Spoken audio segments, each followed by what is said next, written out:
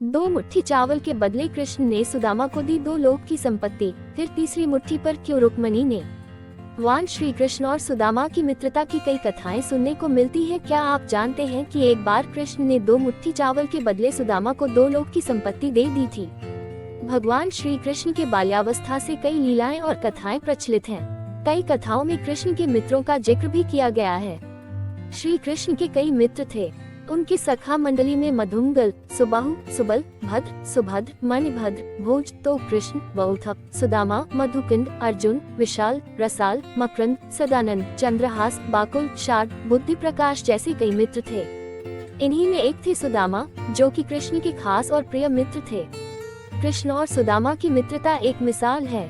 बचपन के दिनों में ही कृष्ण ने सुदामा को वचन देते हुए कहा था कि मित्र, तुम जब भी संकट में खुद को पाओ मुझे याद करना, मैं जरूर अपनी मित्रता निभाऊंगा। और बाद में श्री कृष्ण ने अपना वचन भी निभाया। मित्रता का रिश्ता दुनिया में सबसे खूबसूरत होता है, क्योंकि यह रंग, रूप, धन दौलत और भेदभाव से परे होता है।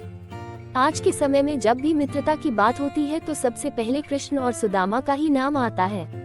कृष्ण और सुदामा से जुड़ी कई कहानियों में एक है ये कहानी।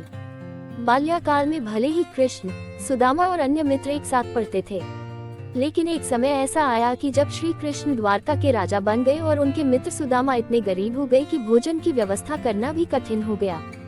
सुदामा अपने परिवार का लालन पालन करने में भी असमर्थ हो गए। तब सुदामा की पत्नी सुशीला ने उन्हें द्वारका जाकर द्वारकाधीश श्री कृष्ण से मदद मांगने को कहा। सुशीला की बात सुनकर सुदामा थोड़ा हिचकिचाए, लेकिन सुदामा के पास इसके अलावा अन्य कोई रास्ता भी नहीं बचा था, इसलिए वे मदद मांगने के लिए श्री कृष्ण के पास जाने को तैयार हो गए। 3 मुट्ठी चावल भेंट लेकर सुदामा गए द्वारका। कहा जाता है कि राजा, गुरु, मित्र, बेटी और मंदिर, इन 5 जगहों पर व्यक्ति को कभी भी खाली हाथ नहीं जाना चाहिए।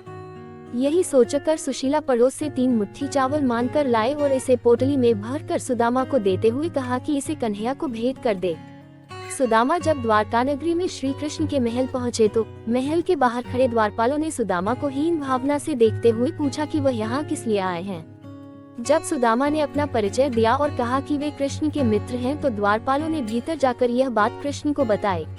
कृष्ण अपने मित्र सुदामा के आने का संदेश पाकर महल से द्वार के पास दौड़े दौड़े आ गए और सखा सुदामा को गले से लगा लिया। श्री कृष्ण ने अश्रुओं से धोए सुदामा के पैर। कृष्ण सुदामा को महल के भीतर ले गए और उन्हें अपने राज सिंहासन पर बैठाकर अपने आंसुओं से उनके चरण धोए। कृष्ण को देख उनकी पटरानियां और महल में मौजूद सभी लोग आश्चर्यचकित रह गए। सभी यह सोचने लगे कि द्वारकाधीश ये किस व्यक्ति के चरण धो रहे हैं। कृष्ण ने वहां मौजूद सभी लोगों को बताया कि ये उनके सखा सुदामा हैं। 2 मुट्ठी चावल के बदले कृष्ण ने सुदामा को दी 2 लोक संपत्ति। कृष्ण ने जब सुदामा से कहा कि वह उनके लिए क्या संदेश लेकर आए हैं, इतना सुनते ही सुदामा को लज्जा आ गई और उन्होंने अपनी पोटली छिपाकर कहा, कुछ भी नहीं। इतने में कृष्ण बोले, क्यों झूठ बोलते हो सखा, क्या आज भी बचपन की तरह तुम मेरे हिस्से के चावल खाना चाहते हो? ये कहते हुए कृष्ण ने खुद ही सुदामा से वो पोटली ले ली और चावल खाने लगे। जैसे ही कृष्ण ने 1 मुट्ठी चावल खाए तो इसके बदले उन्होंने सुदामा को 1 लोक की संपत्ति दे दी। इसके बाद कृष्ण ने दूसरी मुट्ठी चावल खाकर सुदामा को 2 लोक की संपत्ति दे दी। लेकिन कृष्ण तीसरी मुट्ठी चावल खाने जा ही रहे थे कि रुक्मणी उन्हें रोकते हुए बोली, प्रभु, यदि आप 3 लोक की संपत्ति इन्हें दे देंगे तो अन्य सब जीव और देवता कहाँ जाएंगे? रुक्मणी की बात सुन कृष्ण रुक गए। इस तरह कृष्ण ने सुदामा की मदद की और प्रेम पूर्वक उन्हें विदा किया।